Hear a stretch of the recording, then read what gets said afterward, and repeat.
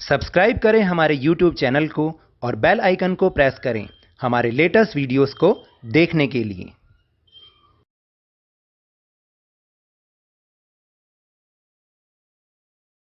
Hello and welcome to Lavneesh sir की class. आज की ये शिक्षा निदेशालय राष्ट्रीय राजधानी क्षेत्र दिल्ली की ये वर्कशीट नंबर 1 जो कि क्लास 7th के ही स्टूडेंट्स के लिए है। यह आपकी पाठ्य पुस्तक वसंत भाग 2 से हम पंछी उन्मुक्त गगन के नाम की कविता से ली गई है। तो चलिए मेरे साथ इसको सुनने और समझने का प्रयास करते हैं। प्यारे बच्चों, कोविड-19 की इस विषम परिस्थिति में निश्चय ही आप कई प्रकार की कठिनाइयों और परेशानियों से जूझ रहे हैं। आप अपने विद्यालय, अपने दोस्तों की कमी भी महसूस करते होंगे। इस लॉकडाउन की अवधि में आप घर में ही रह रहे होंगे। कैदी से बंधन में आप कैसे महसूस करते होंगे? तो ये जो कविता है हम पंछी उन्मुक्त गगन के, इसके माध्यम से हम इस अनुभव को जानने का प्रयत्न करेंगे। हालांकि आपको बताऊं कि वो आपको बीमारी से बचाने के लिए रोका गया था और अभी भी रोका जा रहा है। आपके माता पिता आपको घर के बाहर ज़्यादा जाने से इसलिए रोकते हैं ताकि आप इस कोविड-19 की बीमारी से बचे रहें। तो देखा जाए तो वो जेल नहीं है, लेकिन कभी कभी हमें ऐसा अनुभव होता था जब बिल्कुल ही घर से बाहर नहीं निकलना था। तब हमें ये लगता था कि हम कब जल्दी से बाहर जाएंगे, कब बाहर वाले रोगों से हम मिलेंगे। तो वो हमें एक जेल का सा अनुभव, एक बंदी होने का अनुभव हमें वो लगता था। तो यही कैदी या बंदी होने का जो एहसास है वो श्री शिव मंगल सिंह सुमन जी की कविता हम पंछी उन्मुक्त गगन के, इसके माध्यम से आज हम समझने का प्रयास कर रहे हैं। तो चलिए अब शुरू करते हैं अपनी कविता। हम पंछी उन्मुक्त गगन के, पिंजर बंद ना गा पाएंगे।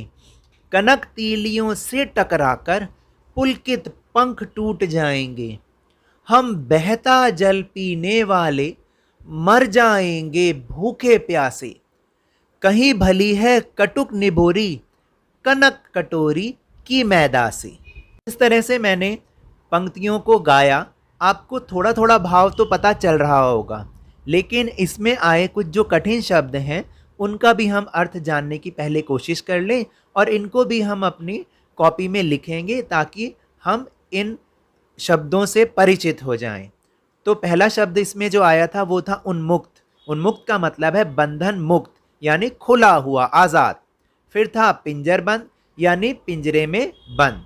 उसके बाद एक शब्द बार बार आ रहा था कनक। कनक का मतलब है सोना, और ये कनक जो है सोना का एक पर्यायवाची भी होता है। पुलकित यानी खुशी और हर्ष से प्रफुल्लित, खुश होना। कटुक यानी कड़वी, और निबोरी आप जानते हैं जो नीम के पेड़ पे लगती है, नीम का फल होता है, उसे हम निबोरी कहते हैं। तो चलिए अब इसका मतलब समझने की कोशिश करते हैं। चिड़िया कहती है हम खुले आसमान के पक्षी हैं, पिंजरे में बंद होकर हम गा नहीं पाएंगे।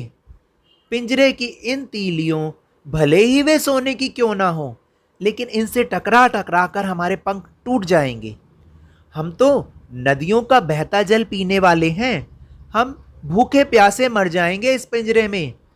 हमारे लिए ये जो कड़वा नीम का फल है वो इस सोने की कटोरी में रखे मैदा से भी बहुत ज़्यादा अच्छा है। यानी जो हमारी आज़ादी की ज़िंदगी है उसमें हमें कितनी कठिनाइयाँ क्यों ना हो, कितने ही हमें कड़वे फल खाने को क्यों ना मिले, लेकिन इस कैद में, इस गुलामी भरे जीवन में अगर हमें कोई पकवान भी दे, मिठाई भी दे, वो भी हमारे लिए अच्छी नहीं है।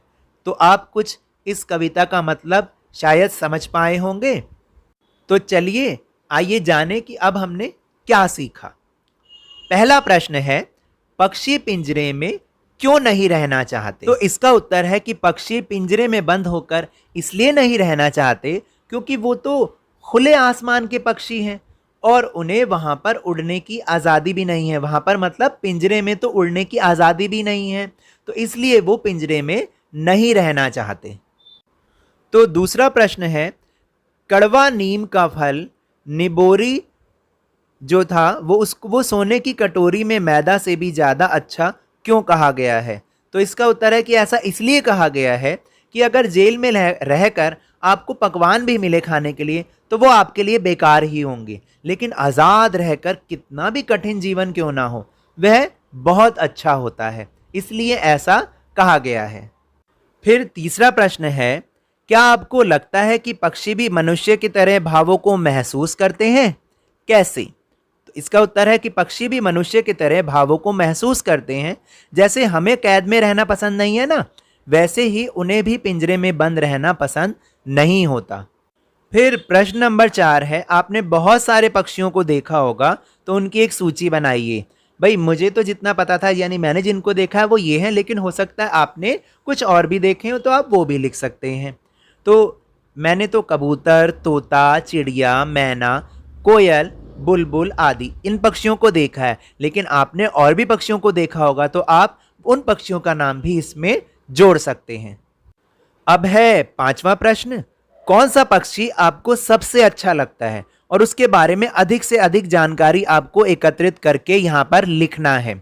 यहाँ पर मेरा ये सुझाव है, आप केवल इसे ही ना लिखें, आप अपनी मनपसंद पक्षी को लिखिए और उसके बारे में जानकारी को इकट्ठा करके फिर आप लिखेंगे।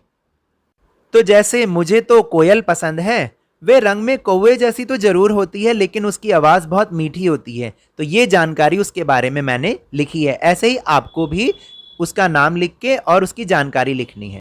तो मज़ा आया ना आज की कविता को सुनने और इसके प्रश्नोत्तर को करने में? तो अगर आपको मेरे इस तरह समझाने से थोड़ा सा भी समझ में आया हो तो इस चैनल को ज़्यादा से ज़्यादा सब्सक्राइब कीजिएगा, लाइक कीजिएगा और बहुत सारा शेयर कीजिएगा।